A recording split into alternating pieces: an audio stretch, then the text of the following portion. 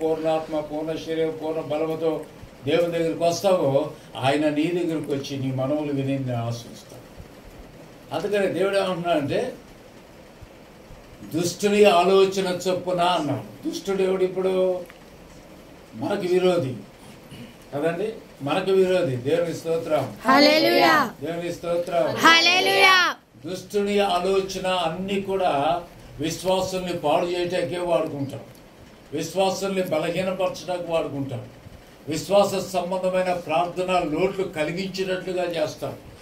పైన వాటిని వెతకకుండా భూ సంబంధమైన వాటి మీద నీ మనసు, నీ చూపు, నీ హృదయము, నీ స్నేహాలు, నీ ఆలోచనలు, నీ నడవడిక, నీ ప్రవర్తన అంతా అటు కలగజేస్తాడు. ఎందుకంటే దుష్టుడు చెరుపు చేయవాడు, దుష్టుడు నువ్వు బాగుపడితే వారవలేనివాడు.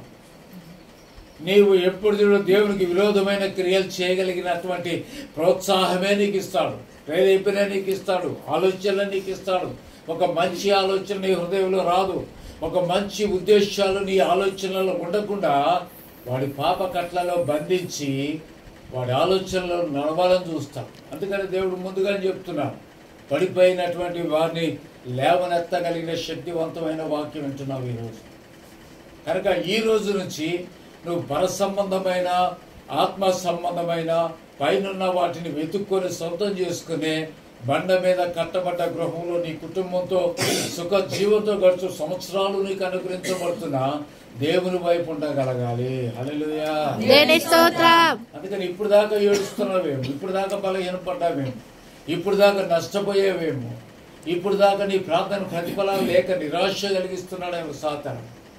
అందుకనే దేవుడు అంటున్నాడు, నువ్వు నా బిడ్డవు గనుక, నా పక్షమున ఉండగలిగిన స్థానంలో నిలబడాలి గనుక నీవేం చేయాలంటే, దుష్టుడు మనకు విరోధి గనక, అగ్నిబాణాలు వేస్తాడు గనక, లోకాశలు చూపిస్తాడు గనక నువ్వు వాడి వైపు చూడొద్దు అంటున్నాడు.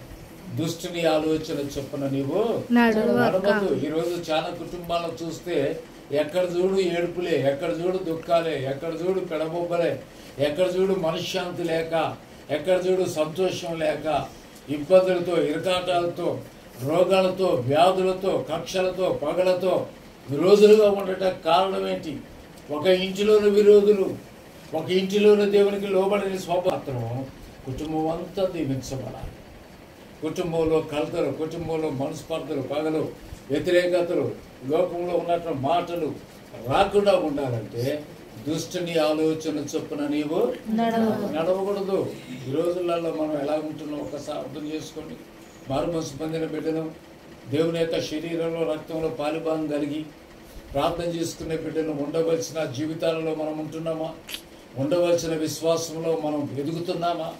ఉండవలసిన సమర్పణ, నిరీక్షణ, పరిశుద్ధతను కాపాడుకునే ఒక సాక్ష్య జీవితం కలిగిన విశ్వాసులుగా నువ్వు ఉండగలగాలి. కనుకనే దుష్టుని ఆలోచన చొప్పున నువ్వు నడవద్దు. ఖచ్చితమైన మాట ఇది.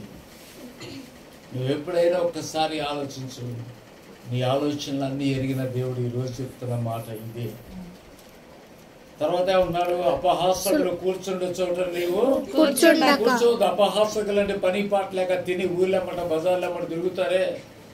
ఎప్పుడు చూడు వాడు చూపులన్నీ కూడా లోకం మీద పడి ఎవరు బాగుంటున్నారా, ఏ ఇంట్లో ఏం జరుగుతుందా అని చూసేవాళ్ళు అపహాసకులు. లేని పని అన్నీ కూడా నిందలు వేసి, ఏమండి పేడ తల్లి నిన్ను అనేకులు ఎదుట సిగ్గుపడేటట్టు చేసేవాళ్ళు. నువ్వు వెరగకుండానే నీతో పాటు ఉండి నీ మీద అన్నీ మోపి తీరా టైం వచ్చేసరికి తప్పించుకునేవాడు అపహాస్. వీళ్ళ నుండి నువ్వేం చేయాలా?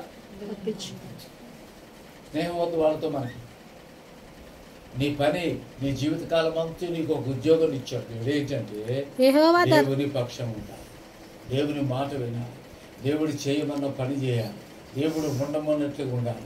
రమ్మన్నప్పుడు రావటానికి, ఉండమన్నప్పుడు ఉండటానికి నువ్వు సిద్ధపడ్డ వాక్యధారి అయిన శరీరంలో కలిగిన యేసయ్యకు సమీపంగా వచ్చారు. హల్లెలూయా. అపహాసకులు కూర్చుండే చోటున కూర్చుండక నువ్వేం చేయాలట? దివారాత్రములు యెహోవా ధర్మశాస్త్రమును ధ్యానించాలి. దేవుని స్తోత్రం. ఈ యొక్క పరిశుద్ధ గ్రంథం ఏదైతుందో దానిలో నీ జీవితం అంతా సుఖపడటానికి ఆశ్రయించబడే ప్రతి మాట ఉన్నాయి. ప్రతి మాట దీవెనకరంగా ఆశీర్వాదకరంగా నీకు ఇచ్చిన వాగ్దానంతో నీకు ఇచ్చిన పరిశుద్ధాత్మ కుమ్మరింపుతో బలవంతుని చేతులు బాణముగా నువ్వు ఉండటానికి ఓడిపోయిన జీవితంలోని ప్రార్థనగా జవాబు రాని జీవితంలోని నిన్ను మార్గంలోకి నడిపించి ఆశ్రయించే ప్రతిది కూడా నీ దగ్గర ఉన్న పరిశుద్ధ గ్రంథంలో ఉన్నాయి. దాన్ని ఏం చేయాలి? నువ్వు నీ పిల్లలతో కూర్చొని, నీ భర్తతో కూర్చొని, లేక నీ కుటుంబంతో కూర్చొని సమయం దొరికినప్పుడల్లా ప్రార్థన చేస్తున్నాను. సమయం దొరికినప్పుడల్లా దేవుని వాక్యం చదువుతూ ఆయన సన్నిధిలో మోకరించినప్పుడు నీకు ఏది ఇష్టమవుతుందో అడుగు, అది నేను ఖచ్చితంగా నీకు ఇచ్చేదాన్ని. బైబిల్ చదవకుండా ప్రార్థన చేయకుండా వచ్చి మోకరించి ప్రార్థన చేస్తే దేవుని దగ్గర నుండి నీకు జవాబు రాదు. నీ ప్రార్థన దేవుడు వినడు. రక్షించనేరక ఉండినట్లు యెహోవా హస్తము కురచకాలేదు, విననేరక ఉండినట్లు ఆయన చెవులు మందము కాలేదు. అయ్యా, నా ప్రార్థన ఎందుకు విన్నావు? నా ప్రార్థనలో లోట్లు ఏంటి? నా ప్రార్థనలో ఒకవేళ లోక సంబంధం ఉందా? అవసరానికి వచ్చి ప్రార్థన చేసే విశ్వాసిగా ఉంటున్నానా అని ఎప్పుడైనా దేవుని దగ్గర అసలు ఏంటి నీ ఉద్దేశం? నా పట్ల నీ తలంపులు ఏమై ఉన్నాయి? నా పట్ల నువ్వు కలిగినటువంటి ఆలోచనలు ఏంటి ప్రభు అని ప్రార్థన పూర్వకంగా మోకరించగలిగిన నాడు ఆయన అంటాడు, నీ ప్రార్థనను అంగీకరిస్తున్నాను కనుక నీకేది ఇష్టం అడుగు. అడగలేదా అండి? రోజు వచ్చి మందిరంలో ప్రార్థన చేసి అడగలేదా? ఏమంటే అడగలేదా?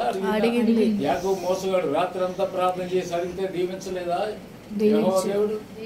నీ పేరు మార్చుతున్నానయ్యా, ఈ పేరుతో పిలుస్తారు, ఇంకా నీ పేరు పాత పేరు సమాధి చేయబడ్డది. మోసగాడు అనే పేరు సమాధి, ఇశ్రాయేలు అనే పేరు